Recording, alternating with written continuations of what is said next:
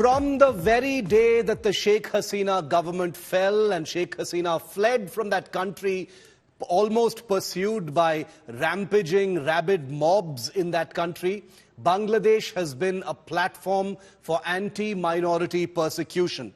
Hindus, Christians, Buddhists have come under targeted attack almost meticulously, almost in an organized manner in different parts of Bangladesh.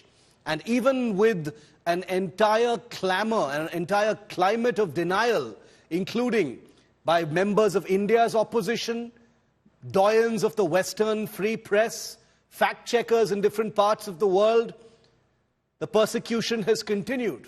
And it has been permitted to continue because those denying that anti-Hindu persecution has been taking place in Bangladesh have basically normalized not acknowledging it. Because even reasonable, normal people have been wondering if so many prominent figures have been saying that Hindus are safe in Bangladesh, then that must be true. Except the truth has a habit of breaking through the surface at the most inconvenient of times. Take what's happening in Bangladesh right now. These are images that are not generated by AI viewer. They are not created by me. But this Hindu monk who has been hitting the streets since October, pleading for more legal protection of Hindu minorities in Bangladesh who are clearly and proven to be under a targeted campaign of persecution under the Yunus government in Bangladesh, has been arrested. What it has triggered, what it has inflamed are Hindus who are tired of being on target in the last 4 months with absolutely no assurance from the Yunus government that anything is going to be done to either stop the persecution or to give them more legal protection. The truth of the matter is, Mohammad Yunus, a Nobel laureate, someone who's won a Nobel Peace Prize, is in charge of what's happening in Bangladesh right now. But centered around one Hindu monk now who's been arrested just for protesting and asking for more protection for Hindus, Mohammad Yunus stands completely exposed. A Hindu monk being dragged away by Bangladesh police in Chittagong for agitating over the plight of Hindu minorities in the country.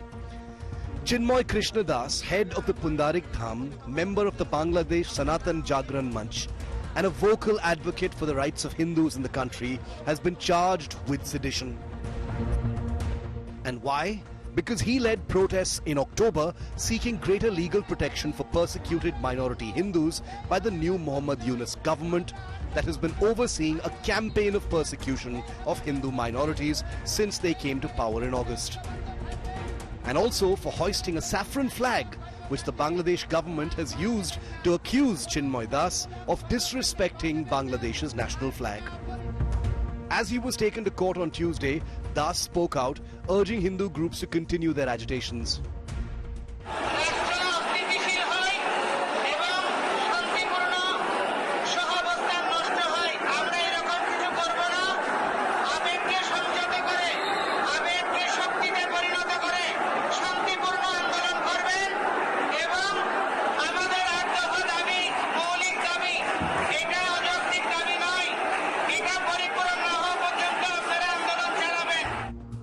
Das was previously affiliated with ISKCON and served as its spokesperson. Through his work with ISKCON, he has frequently raised concerns over the safety and rights of Hindus in Bangladesh, particularly in light of targeted attacks against the community. On Monday, shortly after Das's arrest, protests erupted in Dhaka and other parts of the country, leaving several people injured.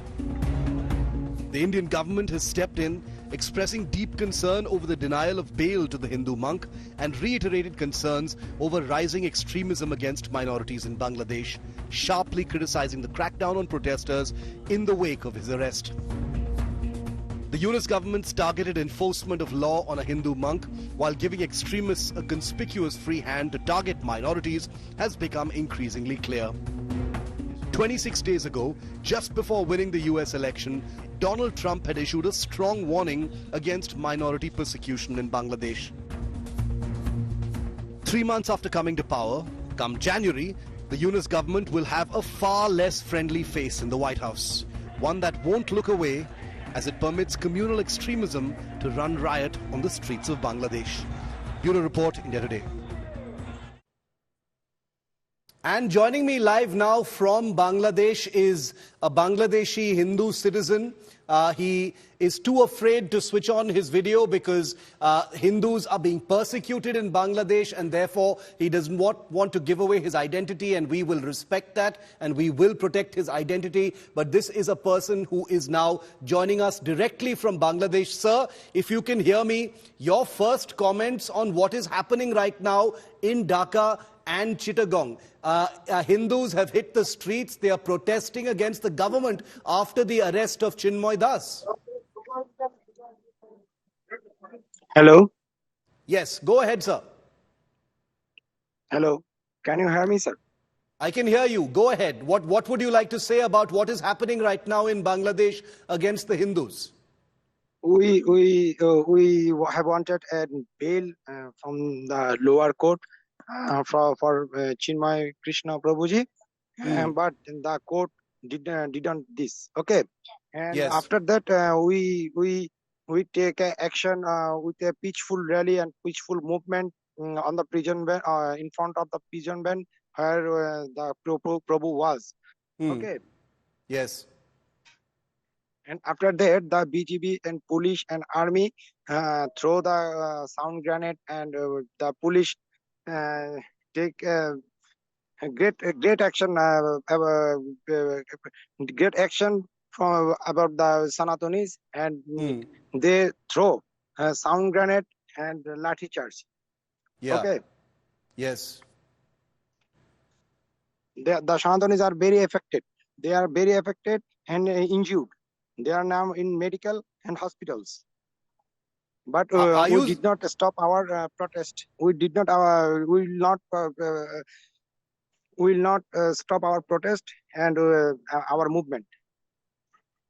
But sir, are you scared? You know, considering the crackdown, you know, lathi charge, grenades, and things being used against Hindus in Bangladesh. Are you scared? Are you scared for your safety? Are people scared for their safety? No. We are not safe. We are not safe in Bangladesh. We are not safe in Bangladesh now. Okay. The people, the women, the children are very affected. And we will not stop our protest and movement. Okay. Yes. We will a press conference after sometimes in Dhakashori. What is the plan? You're saying that the protests will not stop, but the Yunus government will put even more police on you then. Sorry. There will be even more attacks on Hindus if you continue to protest. Are you not scared about that? No. I'm not scared. We will protest more highly. Okay. What has been, can you tell us? Hello? Can you tell us, because it is very difficult to see the reality from far away outside Bangladesh, sir. Can you tell us what has been happening to Hindus there? It is now we protest for our existence in Bangladesh. After liberation, we are not comfortable in Bangladesh. Okay.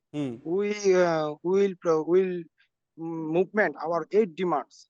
We will movement our 8 demands, and after until this demand are not will not fulfill, we became will become highly movement and highly protest. What are the police saying, sir? Why have they arrested Chinmoy Das, Prabhu? Why have they arrested him? He is not traitor. What are they saying? What is the allegation against him? It's a simple issue. It's a simple issue. Just a simple issue. He is not a traitor. Okay, he's not a traitor. It's just they try to stop our protest and our movement.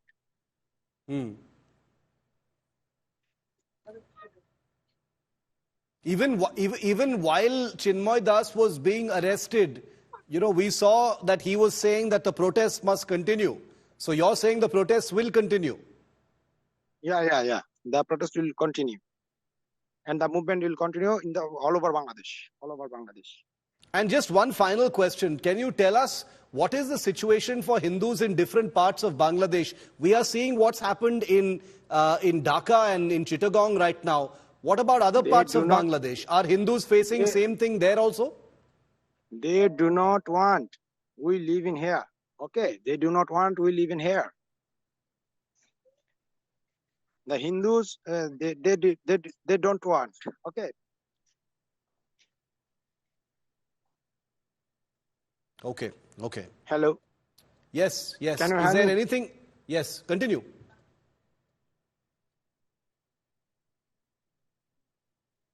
Can you hear me, sir? Go ahead.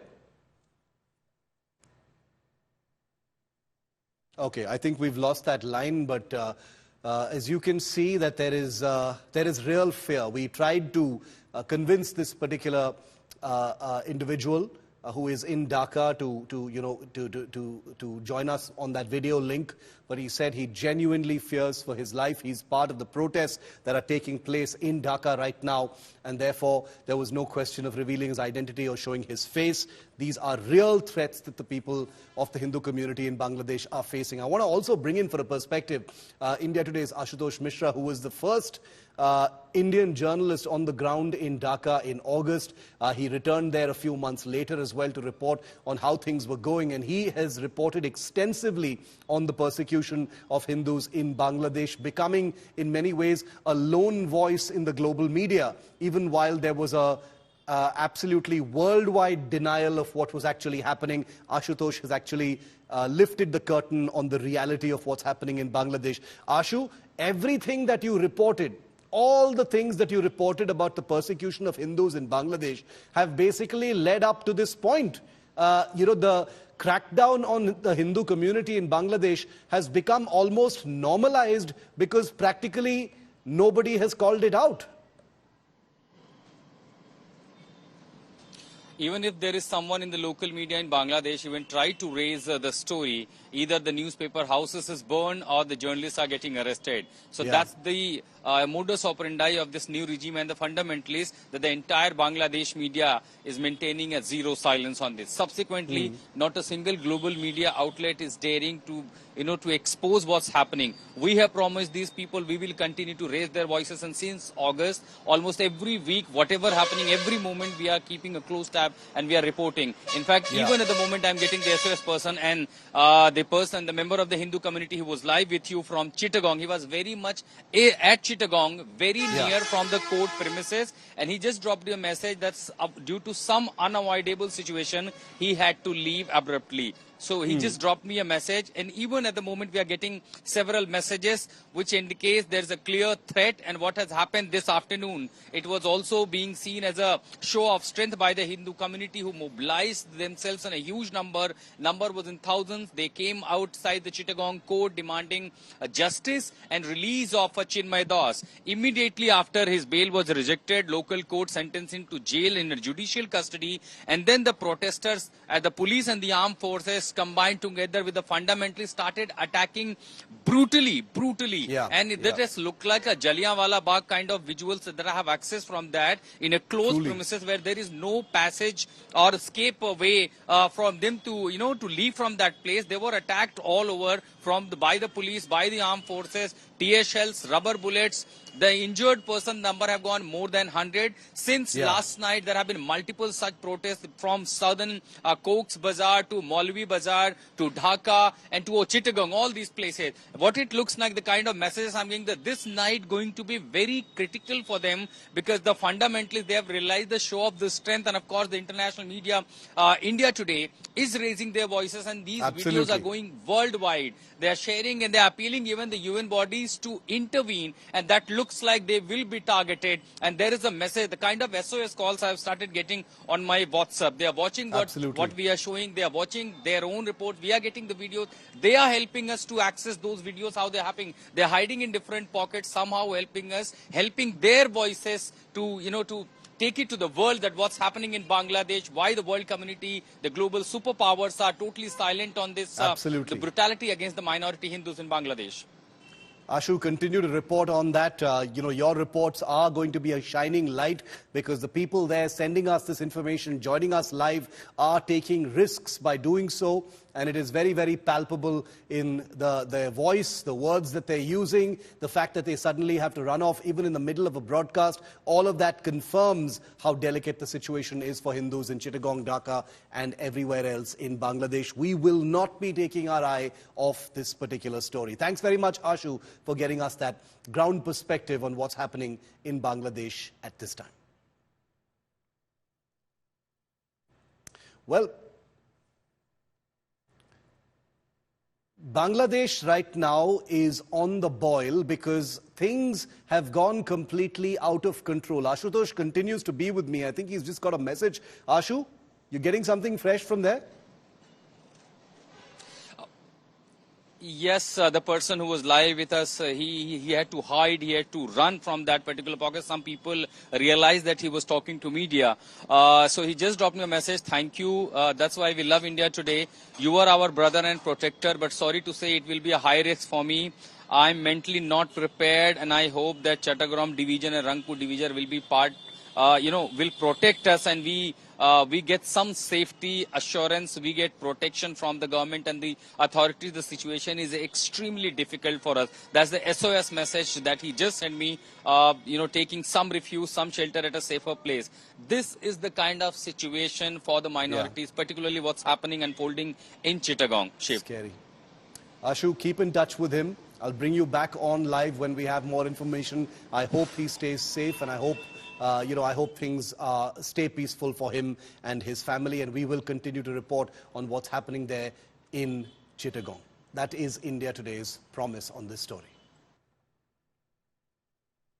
Okay, now moving from Bangladesh to Pakistan, where the capital city of Islamabad has been inflamed with protests and blood spillage. Pro-Imran Khan protests in Pakistan have taken a very deadly turn. According to reports, 5 security personnel and at least 1 protester have been killed in the protests so far. The violence erupted when protesters demanding the release of jailed ex-Prime Minister Imran Khan entered Islamabad late on Monday, defying efforts by Prime Minister Shehbaz Sharif's government to stifle this nationwide agitation. On Tuesday, the protesters resumed their march to the D Chowk, close to several strategic buildings in Pakistan's capital, where they plan to gather. Pakistan security forces fired volleys of tear gas and rubber bullets on Tuesday at thousands of protesters after they defied a police lockdown to march inside Islamabad. Let me bring Gaurav Sawant in on this story. Gaurav, 6 people killed, at least, security personnel have also been killed. Many hundreds have been arrested, huge number injured as well. What is the current situation? Remains extremely grim right now in Pakistan. The protesters, there are 2 factions. One is led by Ali Amin Gandapur, the Chief Minister of Khyber Pakhtunkhwa, and the other by Bushra Begum, Imran Khan's wife. Now, both of them have led protesters inside Islamabad. They're trying to get to the D Chowk, which is very close to the Pakistani parliament. And Pakistan's Interior Minister Mohsin Naqvi has made it very clear he will not permit them to sit there. He is already alleging that these people are using weapons that were allotted to the Khyber Pakhtunkhwa police. Since Ali Amin Gandapur is the Chief Minister of the province, he's given official weapons to the protesters to fire at the Islamabad police. The Interior Minister of Pakistan claims 3 policemen have been killed. The Imran Khan supporters claim 3 of the protesters have been killed. So the apprehension is in the next couple of hours, if there is no climb down by either side, this could turn violent, this could lead to major trouble. But the only solace that the Shehbaz Sharif government is taking is the fact that while Imran Khan has supporters in Khyber Pakhtunkhwa, very few people have turned up from Pakistan's Punjab province, and that's a major setback for Imran Khan. And when people tried to come from Pakistan-occupied Jammu and Kashmir, the Pakistani government actually dug up the main highway that was coming from POJK into Pakistan's Punjab towards Islamabad. And the Interior Minister said कि ये दहशतगर्द है. So he called the people of POK as terrorists, defeating the entire narrative of Pakistani government of 70 years that Kashmir is their jugular vein, because the Interior Ministers actually called them terrorists. Gaurav, what's going to happen next? Is there going to be a more fearsome sort of crackdown? It doesn't look like it's going to dissipate soon.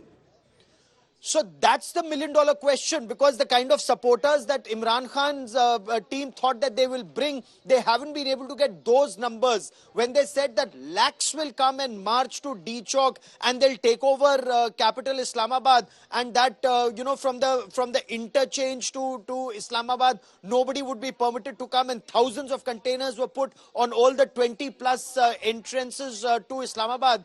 All of that seemed like an overkill by the Pakistan police and administration. However, the army was called out late last night because, Lukashenko, the Belarus president, is here with a big delegation, and because of the security situation. Now, if it worsens in the next couple of hours, the army may have to crack down, but the army too is said to be divided. Some are in favor of Imran Khan. The others, of course, call him their worst nightmare. They look at Imran Khan as a Frankenstein's monster they created and now has turned on the Pakistan army. So the next several hours will be very interesting, whether these protesters go back or remain there out of control. If they attack the parliament or the prime ministers, or the symbols of the state, then there could be a violent crackdown like in the month of May. But they would not want that, Shiv. Gaurav, we'll keep a very close watch on this. Thanks very much for joining me. These images from Pakistan really affirming once again a failed state, a country in total collapse, a former prime minister in jail, his supporters on the rampage, blood being spilled on the streets of the country's capital, and the prime minister of that country completely without any semblance of control. And remember, today is 26/11, since we are talking about Pakistan. 26/11, the day when Pakistani terrorists entered Mumbai and wreaked havoc on this country. I was there personally reporting on it as a young television reporter. On this day, 16 years ago, is when that attack began. The night of November the 26th, 2008, when Mumbai was plunged into chaos as 10 terrorists from the Lashkar-e-Taiba attacked iconic landmarks, including the Taj Mahal Hotel, the Oberoi Trident, Nariman House, Leopold Cafe, and the Chhatrapati Shivaji Terminus railway station. If there's one person who I would like to pay tribute today to and remember for his brave, heroic action 16 years ago, it is Assistant Sub-Inspector Tukaram Omble, Ashoka Chakra, whose incredible superhuman bravery, gallantry, valor, and fearless courage helped in the capture of one of those terrorists alive. You know who I'm talking about, Ajmal Amir Kasab. 16 years ago, on this evening in the Girgaon Chowpatty area of Mumbai, where Tukaram Omble was manning a police post, when a vehicle containing 2 terrorists came their way, and when they tried to stop, one of the terrorists was killed inside the vehicle. The other, Ajmal Amir Kasab, exited the vehicle and began firing. Tukaram Omble, 54 years old, formerly of the Indian Army and now an assistant sub-inspector at the time, rushed at him, held on to the barrel of his rifle, and basically took all the bullets into his body in order to ensure that nobody else could be shot at by Ajmal Amir Kasab. He courageously confronted a terrorist and literally sacrificed his life for the safety of his city. He used his own body by restraining Ajmal Kasab, preventing his escape and exposing the terrorists' true motives. Remember, at this time, people didn't even know that these terrorists had come from Pakistan. On this 26/11 anniversary, we honor and remember Assistant Sub-Inspector Omble's bravery and sacrifice. We will never, ever forget. Viewer, did you know that today is Constitution Day? We all know about Republic Day, Independence Day and others, but Constitution Day, the 26th of November 1949, is when India adopted its constitution, a magnificent document that is now at the center of fearsome politics between the 2 biggest parties of the country. Rahul Gandhi targeted the Prime Minister, obviously, on Constitution Day today. In his latest attack, the leader of the opposition said he guarantees that Prime Minister Modi has not read the Constitution, adding that if Modi had read the Constitution, he would not act as he does daily. And I will show you what Rahul Gandhi said in just a moment. But the BJP has also been taking pot shots at Rahul Gandhi. during this Constitution Day ritual in Parliament, accusing him of disrespecting the President. Take a look. Narendra Modi ji और BJP की सरकार ने आज parliament house में संविधान दिवस पर function कराया।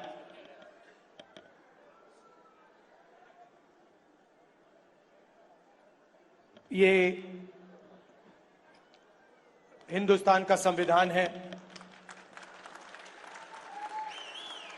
मैं आपको गारंटी देकर कह रहा हूं कि नरेंद्र मोदी जी ने इस किताब को नहीं पढ़ा है,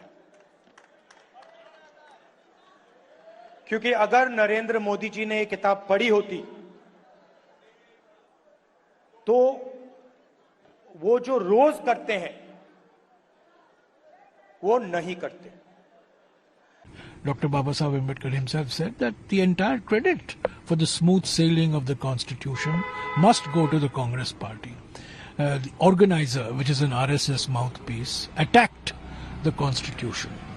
The same people who are trying to celebrate it tomorrow and claim credit attacked the Constitution, saying it was not inspired by Manusmriti. It was not based on Manuvadi ideals. So there's such a lot of hypocrisy associated with the Constitution. अब किस संविधान के बारे में बात कर रहे हैं? मैं कांग्रेस को यही पूछना चाहता हूं कि वो गला घोटने का कोशिश किया बार बार, तो आप लोग बात कर रहे हैं संविधान के बारे में। जितना डॉक्टर अंबेडकर जी को संविधान को जितना प्रामुख्यता देश में देना चाहिए, जो नरेंद्र मोदी जी ने उससे ज्यादा कोई भी नहीं दिया है।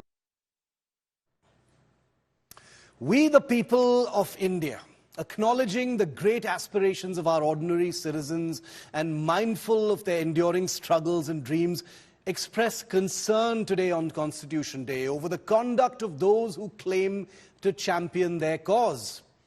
In this moment of democracy's trial, we observe with solemnity a juvenile war waged over the Constitution, a noble document forged to embody the collective will and resolve of this amazing, diverse nation. Yet this sacred charter, meant to empower, has become a battleground for rhetorical crusades that echo far from the lived realities of we the people.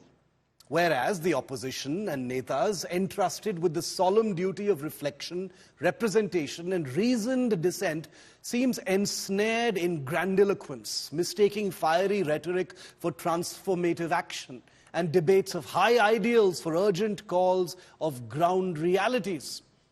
And whereas the ordinary Indian citizen, yearning for justice, equity and opportunity, watches this bizarre spectacle unfold in election after election, disillusioned by the distance between their struggles and the lofty discourse of their representatives, we do solemnly affirm, as the Constitution says, that these netas who wield the Constitution this way must reclaim its true purpose, to listen, to unite, and to challenge constructively, not as antagonists of governance, but as guardians of the people's will. Let the Constitution remain a guide to action, not a pretext for partisanship, and let the voices of the many rise above the clamor of the few. In the enduring spirit of democracy on this Constitution Day, let these netas, many of them in the opposition, remember that its power lies not in words alone, but in the trust it earns from the people it seeks to serve. These same people of India, guided by the democratic spirit of free and fair elections, have spoken decisively through at least two major recent state elections, where the people have chosen to prioritize governance rooted in solutions over rhetoric that fails to reflect their everyday struggles. The opposition's alarmist narrative of a Samvidhan khatre mein hai, which clearly had an effect in the Lok Sabha election, has now been met with silence from those who seek action on pressing issues, not the mere clamor of ideological battles. By obsessing over an imaginary peril to the Constitution, netas overlook the tangible realities of the people, the voter. To these citizens, the fixation has not only fallen on deaf ears, but has also diminished the significance of their struggles, reducing their lived experiences to an insulting afterthought. These voters, the people of India, have reminded constitution-wielding netas that their mandate is not to fan the flames of imagined crises, but literally to illuminate a path towards a better India. And we've got some breaking news coming in on the Sambhal rioting violence that took place and claimed the lives of several people. CCTV images have just been accessed, adding another layer to the evidence of what may have really happened in Sambhal during the clashes between protesters and the police. On camera, rioters can be seen in these new pictures pelting stones at the police and the mosque survey team as ordered by a local court. Rioters break CCTVs in order to perhaps mask what was taking place there. Sambhal CCTV and drone footage captures the arson, the stone pelting, the vandalism, and CCTVs specifically being targeted by arsonists to avoid detection. So another video clip has come forward, adding to the matrix of evidence over what happened in Sambhal, Uttar Pradesh. Well, a day after the violence in Sambhal, an FIR has named Samajwadi Party MP Ziaur Rahman, a local Samajwadi Party MLA Iqbal Mahmood's son Sohail Iqbal, and 700 to 800 unidentified persons for the violence. The FIR says that 2 days before the uprising took place, Ziaur Rahman visited the mosque in question for namaz and made provocative statements soon after. The FIR accuses him of inciting a crowd and disrupting communal harmony for political gains locally. Take a look. After the deadly clashes over a masjid survey on Sunday, peace is returning to Sambhal. The probe into the violence that left 4 dead reveals alleged plan to instigate trouble in the area. India Today has accessed the FIR that names SP-MP Ziaur Rahman Bark as a key accused of inciting the crowds. Adding to the Sambhal MP's troubles, a video from November 22nd has surfaced in which he's seen daring the administration. इन्होंने police प्रशासन ने कि अरे ये कितने भी मैं खुले उससे कह रहा हूँ कितने 10 चाहे ड्रोन कैमरे यहाँ पे लिया है मैं खुली उससे आवाज को अपनी कह रहा हूँ ये मस्जिद थी मस्जिद है और इंशाल्लाह मस्जिद रहेगी क़यामत तक. The FIR accessed by India Today says that SP-MP Bark allegedly incited people 2 days before the violence. SP-MLA Iqbal Mahmood's son Sohail Iqbal is the second accused in the FIR. He allegedly instigated the crowd on the day violence broke out. The FIR claims that the mob fired at the police. They broke CCTV cameras and snatched bullets from the police. The mob allegedly looted tear gas shells and set police vehicles on fire. MLA Iqbal Mahmood and his son deny the charges.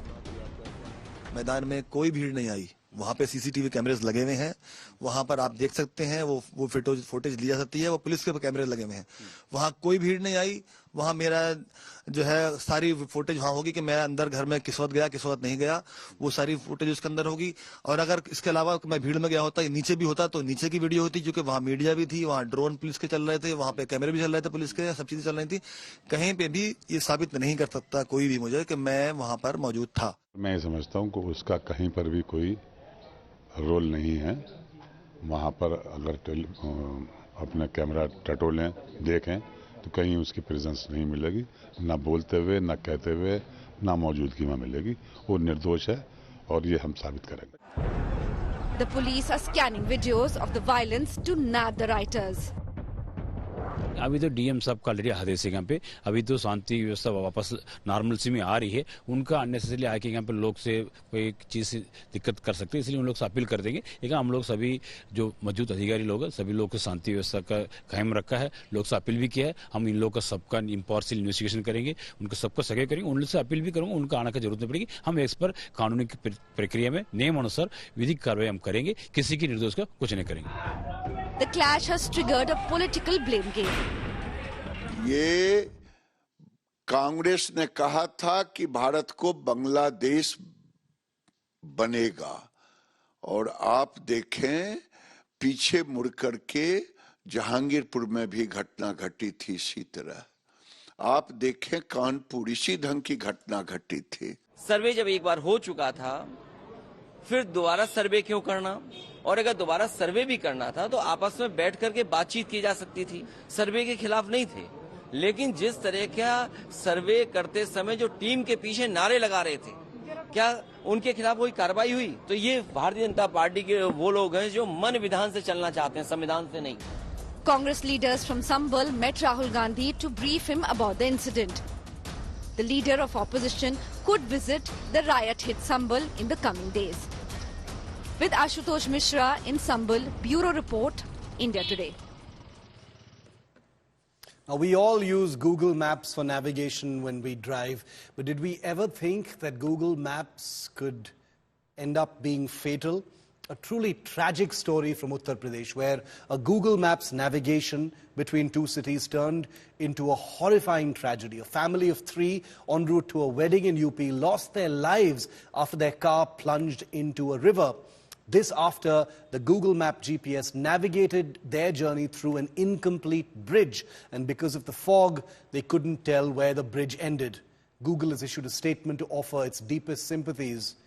But what's more about this story is, couldn't this simply happen again and again? A bridge not yet completed shows up on GPS. No signboards to prevent vehicles from taking the bridge. The result, 3 lives lost. A car on its way from Daltonganj to Faridpur in Uttar Pradesh fell from a height of roughly 50 feet into Ramganga River early Sunday, killing all occupants. मौके पर जाकर देखा गया तो एक WagonR car जो कि taxi प्रतीत होती है, वह एक निर्माणाधीन पुल जिसका अप्रोच रोड दातागंज बदायूं की तरफ से था, उस पर चढ़ गई थी और ऐसा प्रतीत हो रहा है कि अचानक पुल खत्म होने से वह बीच नदी में गिर गई। The families of the victims are questioning why the authorities did not put up barricades to stop anyone from entering the bridge. उस पे प्रशासन की कितनी लापरवाही है कि ये अपराध जो हुआ है सब PWD की कमी से हुआ है, और हमारे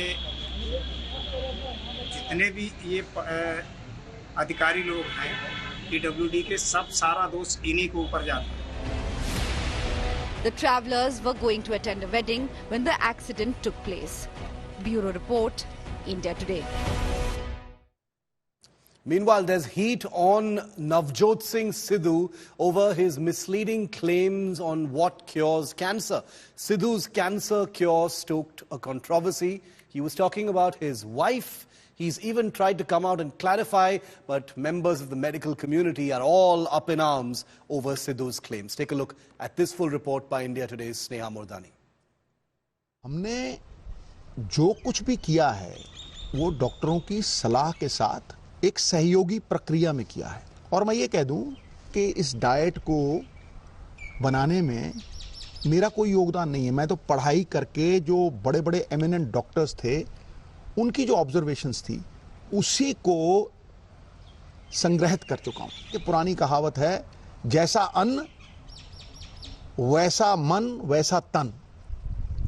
तो भैया इस डाइट चार्ट को फैसिलिटेशन माने ट्रीटमेंट की। It is this claim of Navjot Singh Sidhu that has sent the internet into a tizzy and generated just so much chatter around cancer remission. Yes, lemon water, intermittent fasting and turmeric, cutting down on sugar are great things to do for your health. But a remote suggestion that this is what could have led to cancer remission in his wife Navjot Kaur Sidhu has what is called the medical community up in arms. Tata Memorial Hospital has issued a statement as well. The big question, can diet alone help you in reversing cancer? Some patients believe that only by taking these diets, only by making some changes in the diet, and by not taking the proper anti-cancer treatment, they feel that cancer can be cured. I have a little doubt on the claims of such people. A humble request: talk to your treating doctor regarding the safety of these products before you incorporate them in your lifestyle. It's a well-known fact that eating right always will do wonders to our health. Less sugar is great, but more sugar feeds cancer cells? Well, cancer cells do grow quickly, multiplying at a fast rate that requires energy. That means they need glucose. If cancer cells need lots of glucose, then cutting sugar out of a diet must help stop cancer growing, isn't it? But it's not that simple. Our healthy cells need glucose too. There is no way of telling our bodies to let healthy cells have the glucose they need without also giving it to cancer cells. So there is little evidence that following a sugar-free diet lowers the risk of getting cancer or leads to cancer remission. I really feel proud that Noni has... The other argument that Sidhu has made is about intermittent fasting. Experts say eating less can affect the immunity of a patient and lead to weakness, affect one's ability to cope with the treatment. Never recommend prolonged fasting. We ask our patients to have short and frequent diets so that they can maintain their energy levels, their vitamin and mineral levels, their electrolytes, because at that time body requires more of it. So I won't recommend any sort of fasting to my patients. The alternative cancer theory is clearly problematic. While vitamin C from lemon and turmeric would help you prevent colds and inflammation respectively, it can lead to gut inflammation. Well, we know that many types of cancers are curable. Chemotherapy, radiation, surgical procedures, everything that is backed by science is great. What's worrying is that if there is misinformation of this nature, there will be people going in for alternative therapies for cancer, which is not backed by science. At the end of the day, we're talking about cancer, the emperor of maladies. How can we follow any treatment line that has science not backing it? That's it on 5 Live. Thanks for watching.